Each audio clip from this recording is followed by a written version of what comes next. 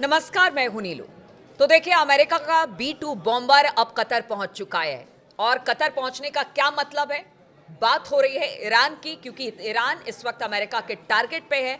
तो क्या B-2 bomber के टारगेट पर ईरान है? बातचीत आज इसी पर होगी। मयंक मेरे साथ है। मयंक, क्या खबर इससे लेकर मिल रही है? देखिए, इस वक्त की बहुत बड़ी खबर शायद आपने सुनी हो ना सुनी हो। कतर में अल उदैद एयरबेस पर अमेरिका के B-2 बॉम्बर्स पहुंच चुके हैं। ये खबर कल रात की है और 24 घंटे पहले का ये डेवलपमेंट है और बताया जा रहा है कि यहाँ पे कई B-2 बॉम्बर्स पहुंचे हैं अल उदैद एयरबेस पर। ये अमेरिका का सबसे बड़ा एयरबेस है मिडिल ईस्ट में, कतर में। ये वही अल उदैद एयरबेस है जिस पे ईरान ने मिसाइलें दागी थी। जब पिछली बार B-2 बॉम्बर्स से हमले हुए थे तो ईरान ने इसी अल उदैद एयरबेस पर हमला किया था। अब देखिए, जो अभी खबरें आ रही हैं उसके मुताबिक करीब 24 घंटे पहले, बल्कि बीती रात को बड़ा मूवमेंट हुआ है अल उदैद एयरबेस पर। यहाँ पे B-2 बॉम्बर्स पहुंचे हैं और बड़ी संख्या में पहुंचे हैं। इसके साथ ये भी बताया जा रहा है कि यहाँ पर F-35 जेट्स की संख्या बढ़ा दी गई है। देखिए, अल उदैद एयरबेस वो बेस है कतर में अमेरिका का जहाँ पे 10,000 से ज़्यादा सोल्जर्स, अमेरिकन सोल्जर्स मौजूद होते हैं हमेशा। इसके अलावा वहाँ पे F-35 जेट्स भी होते हैं, लेकिन अब जो खबरें हैं वो F-35 जेट्स की संख्या बढ़ा दी गई है और B-2 बॉम्बर्स वहाँ पहुँच गए हैं, कतर पहुँच गए हैं। अब सवाल ये है जो आपने पूछा कि कतर B-2 बॉम्बर्स क्यों पहुँचे। देखिए, पिछली बार जब हमला किया था अमेरिका ने नतांस पे, फोर्दो पे और इस्फहान पे, तो वो जो B-2 बॉम्बर्स थे वो अमेरिका से फ्लाई किए थे, अमेरिका से उड़े थे। रास्ते में उनकी रिफ्यूलिंग हुई थी, उसके बाद वो ईरान पहुंचे, इस्फहान, फोर्दो पर हमला किया, नतांस पे हमला किया और वापस चले गए। इस तरह की खबर थी। लेकिन देखिए, अभी जो हालात हैं, खासकर वेनेजुएला पर हमले के बाद, हमने पहले भी आपको बताया था, चाइनीज सैटेलाइट्स, रशियन सैटेलाइट्स पूरी तरह से ईरान की मदद के लिए मुस्तैदी से एक एक चीज़ को मॉनिटर कर रही हैं। यानी इस बार शायद ये संभव नहीं हो पाता कि अमेरिका से B-2 बॉम्बर्स फ्लाई करे और ईरान पर आके हमला करे।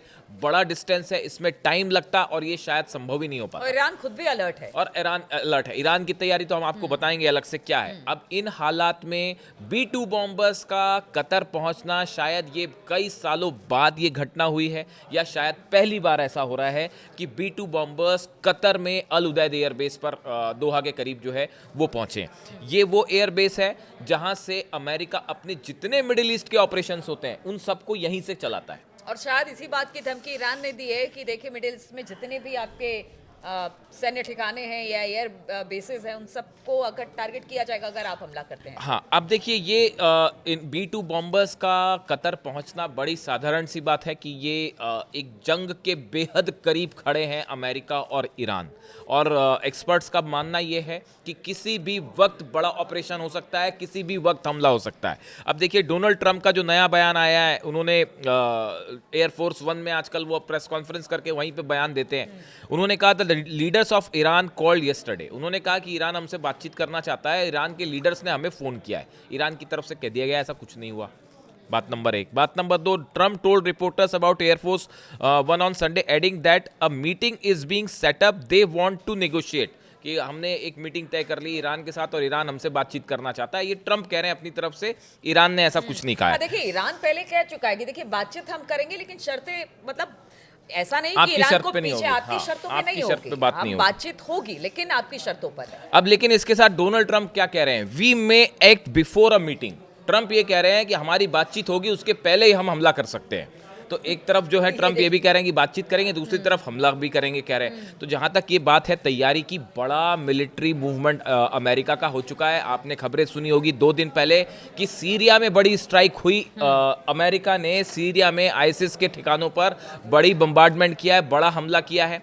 इराक के बेस से फ्लाई किए थे ये जेट्स। अब देखिए, कई एक्सपर्ट्स का ये मानना है कि ये जो सीरिया पर बमबारी हो रही है, इसकी आड़ में दिखाया ये जा रहा है कि सीरिया पर अटैक हो रहा है, मिलिट्री मूवमेंट जो है वो सीरिया के लिए है। लेकिन हकीकत ये है कि यहाँ पे खासकर मैंने बार बार ये कहा है कि इराक के जो दोनों एयरबेस हैं, अल असद एयरबेस और इरबिल, यहाँ पे बड़ी संख्या में F-35 जेट्स जमा होने शुरू हो गए।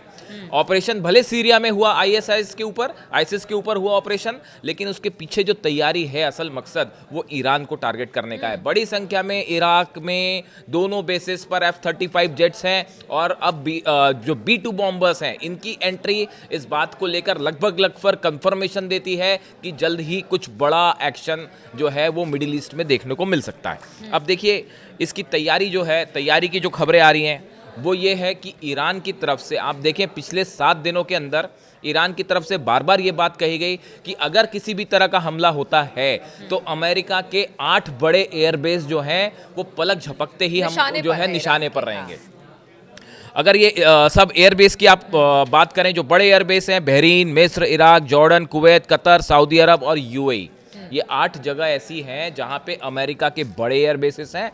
और ईरान का कहना ऐसा है कि अगर हम पे किसी भी तरह का हमला होता है, बिना देरी किए अमेरिका के इन सभी 8 एयर बेसिस पर ईरान की मिसाइलें दाग दी जाएंगी। अब ये जिस भी देश में हो उनसे हमारी कोई दुश्मनी नहीं है। ईरान ने कहा कि भाई अगर बहरीन पर एयरबेस पर हम हमला करते हैं, मिस्र में करते हैं, इराक में करते हैं, जॉर्डन, कुवैत, कतर, सऊदी, तो हमारा उन देश से हमारी कोई जंग नहीं है, लेकिन वहाँ जो अमेरिकन बेसेस हैं जिसका इस्तेमाल हम पर हमले के लिए किया जाएगा, हम उसको तबाह कर देंगे। और जो खबरें आ रही हैं उसके मुताबिक जो देखिए ईरान में इस समय इंटरनेट बंद है, इसलिए बहुत मुश्किल होती है वहाँ से खबरें बाहर आ पाएँ। आज हमने एक सुबह वीडियो बनाया कि अली खामेनी साहब की सपोर्ट में कैसे लाखों लोग जो है वो सपोर्ट पे ईरान की सड़कों पर उतरे हैं। एक तरफ प्रदर्शन की भी खबरें हैं, लेकिन उसके साथ साथ अब वहां की सरकार के समर्थन में भी बड़ा प्रदर्शन हो रहा है। और वो तस्वीरें, बहुत कम तस्वीरें अली खामेनी साहब ने अपने सोशल मीडिया के हैंडल से उसको पोस्ट किया तब वो खबरें बाहर आ पाई।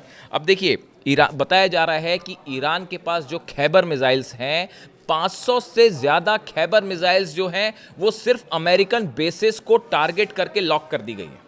अब ये जो खैबर मिसाइल्स हैं, इसके बारे में आपको थोड़ी सी जानकारी आप याद करें, जो 12 दिन की जंग हुई थी उसके आखिरी के 4 दिनों में जो मिसाइल्स गिरी इजराइल के ऊपर, उसमें सबसे ज़्यादा ये खैबर मिसाइल्स थी, इनका इस्तेमाल किया गया। खैबर मिसाइल ईरान की सबसे एडवांस बैलिस्टिक मिसाइल है जिसकी रेंज 2000 किलोमीटर है और ये मिसाइल 1500 किलो से ज़्यादा का वॉरहेड भी लेके जा सकती है। 1500 किलो का केजी का वॉरहेड, एक बड़ा वॉरहेड होता है, इसको लेकर जा सकती है। ईरान का दावा है कि खैबर मिसाइल में एमआरवी टेक्नोलॉजी का इस्तेमाल किया गया है, यानी एक मिसाइल कई जगह जो एक साथ कई निशानों पर जो है टारगेट कर सकती है। यही टेक्नोलॉजी थी एमआरवी टेक्नोलॉजी, जिससे अमेरिका और इजराइल हैरान रह गए थे 12 दिन की जंग में कि ईरान के पास ये टेक्नोलॉजी कैसे आई। एक मिसाइल आप फ्लाई करते हैं, एमआरवी टेक्नोलॉजी को सरल शब्दों में आप समझ लें और ये क्यों घातक है। एक मिसाइल फ्लाई होगी, उसमें एक वॉरहेड लगा हुआ है, लेकिन वो जब टारगेट पे गिरेगी उसके पहले ही उसमें से कई वॉरहेड्स अलग अलग निकल के मल्टीपल जगह पे जो है वो धमाके करेंगे। ये वो टेक्नोलॉजी थी जो आपने बिल्डिंगें गिरी दिखी तेल अवीव में आपने देखी होगी, या हाइफा में जो बड़ी वो खैबर मिसाइल्स थी। ट्रंप कह रहे हैं कि हमने बातचीत का भी रास्ता खुला रखा है, इधर कहते हैं कि हम हमला भी कर देंगे, तो इस बीच में लग रहा है कि कोई बीच का रास्ता निकलेगा, जिस तरह से ईरान के हालात है और जिस तरह से ट्रंप का बयान है। अब देखिए कल जो है वो मार्को रूबियो जो विदेश मंत्री हैं अमेरिका की, उनकी और नेतन्याहू के बीच में लंबी बात हुई है फोन पर बीती रात जो है, और बताया ये जाता है अब इस बातचीत के बारे में अभी कुछ टाइम लगेगा अंदर की बातें निकल के आने में कि एग्जैक्टली क्या इसमें मैगजीन्स कह रही हैं अमेरिका की और इजराइल की।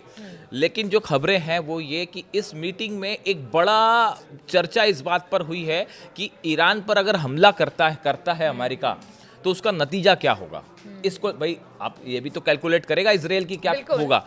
अब बताया ये जा रहा है कि पिछले 10 दिनों के अंदर इजराइल बार बार रूस को ये संदेश भेज रहा है कि भाई हम हमला नहीं करना चाह रहे ईरान पर, हम जो है वो ईरान पे हमला नहीं करेंगे, आप इस बात को कन्वे कर दीजिए। अब इजराइल बार बार ये क्यों कह रहा है? इजराइल इसलिए कह रहा है कि हमला अगर अमेरिका ने कर दिया, भाई तो ट्रंप जो है वो नेतन्याहू से तो पूछने जाएंगे नहीं कि हमला करना है कि नहीं करना है, वो तो वही करेंगे जो उनका मन है, जो उन्होंने वेनेजुएला पे किया या ग्रीनलैंड पे जो करना चाह रहे हैं। देखा था 12 दिन के युद्ध में किस तरह से अब नतीजा ये होगा कि अगर अमेरिका ने हमला कर दिया और उसके बाद 750 मिसाइल अगर तेल अवीव के लिए रवाना कर दी ईरान ने, तो फिर क्या इजराइल उसको रोक पाएगा? बताया ये जा रहा है कि वो 12 दिन की जंग में जितनी इनकी जो एरो से लेके और आयरन डोम, एरो और जितने डिफेंस सिस्टम थे, थार्ड और पेट्रियाट, ये सब मिसाइलें तो वहीं खत्म हो गई थी।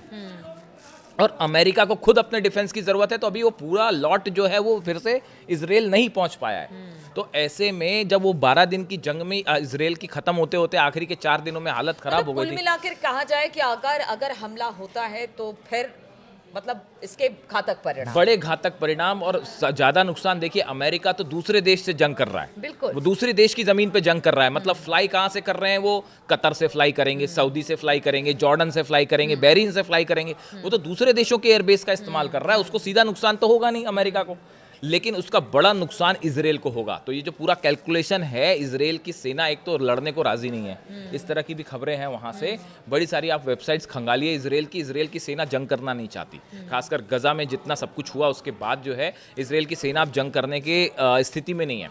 और यही बात जो है आप देखिए नेतन्याहू की तरफ से कम बयान आ रहे हैं, वरना नेतन्याहू जो है वो ऐसे सिचुएशन होए तो रोज एक बयान जारी करें, लेकिन उनकी तरफ से बयान कम आ रहे हैं। तो बताया ये भी जाता है कि नेतन्याहू जो है वो पहले अमेरिका जाके जो बात हुई, ट्रंप से हमले की जो भी बात हुई, तो डायरेक्ट ट्रंप ने कहा कि भाई हम अपनी फोर्सेस नहीं भेजेंगे, तो आप ज़्यादा से ज़्यादा एयर स्ट्राइक करेंगे। एयर स्ट्राइक करके कितना आप नुकसान पहुंचाओगे जब तक मिल के ऑपरेशन नहीं होगा। तो ऐसी स्थिति में अब ये है कि B2 बॉम्बर्स का पहुंचना, ट्रंप कुछ भी कर सकते हैं इसमें, तो हमने पहले भी कहा कि हाँ वो कुछ भी उनका अनप्रेडिक्टेबल है, वो हमला भी कर सकते हैं ईरान पे, लेकिन ईरान भी इसके लिए तैयार है। 500 मिसाइल्स जो है बताया जाता है, खैबर मिसाइल्स नाम समेत है, वो रेडी हैं 8 के 8 एयरबेस के लिए। और सबसे ज़्यादा निशाने पे तो अल-उदैद एयरबेस और इराक के दोनों एयरबेस होंगे, जहाँ पे पहले कासिम सुलेमानी जो ईरान के कमांडर थे उनकी जब हत्या हुई थी, उसके बाद भी जो है अल-असद एयरबेस पर दनादन मिसाइल्स गिरी थी और अमेरिका पूरा बेस साफ हो गया था वो अमेरिका का, उसको फिर से बनाना पड़ गया था। और ये जो अल-उदैद एयर की बेस की भी बात होती है, जो 15-16 मिसाइलें दागी गई, उस मिसाइल के बाद पहली बात तो ये कहा गया कि भाई वो मिसाइल सब हवा में खत्म कर दी गई और कोई भी मिसाइल नहीं गिरी। हमारे चैनल ने हमने अपने प्लेटफॉर्म से सबसे पहले बताया था वहाँ पे कि ईरान के हमले में कतर स्थित एयरबेस का जो संचार कम्युनिकेशन सिस्टम है, जो उसका गुंबद था, वो फुटेज भी सामने वो फुटेज बाद में सामने आई थी, वो पूरा का पूरा तबाह हो गया था। अमेरिका का कम्युनिकेशन सिस्टम, वो जो मिसाइल मारी थी, आप देखिए 1000 किलोमीटर का डिस्टेंस है कतर के अल-उदैद एयरबेस से लेकर तेहरान का।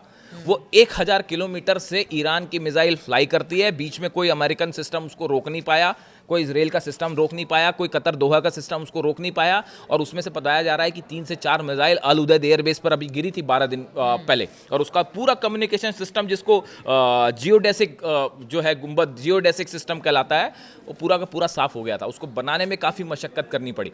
तो देखिए ऐसा है कि ये जंग अगर होती है तो इसके परिणाम मतलब ऐसा नहीं है कि कोई वन साइडेड हो जाएगा, पूरा जबरदस्त वर्ल्ड इस वक्त सहमा हुआ है। देखिए B2 बॉम्बर की तैनाती तो कर दी गई है, लेकिन ईरान भी पीछे नहीं है, उसकी भी सारे मिसाइलें जो है वो तैनात दिखाई दे रही है। अगर एक हमला इधर से होता है तो फिर ईरान पीछे रहने वाला नहीं है और इसके बड़े घातक परिणाम होंगे। इसलिए कहा यह जा रहा है कि हो सकता है बातचीत के जरिए हालात ईरान के भीतर और बाकी जो इस वक्त बन रहे हैं उस पर बातचीत हो जाए।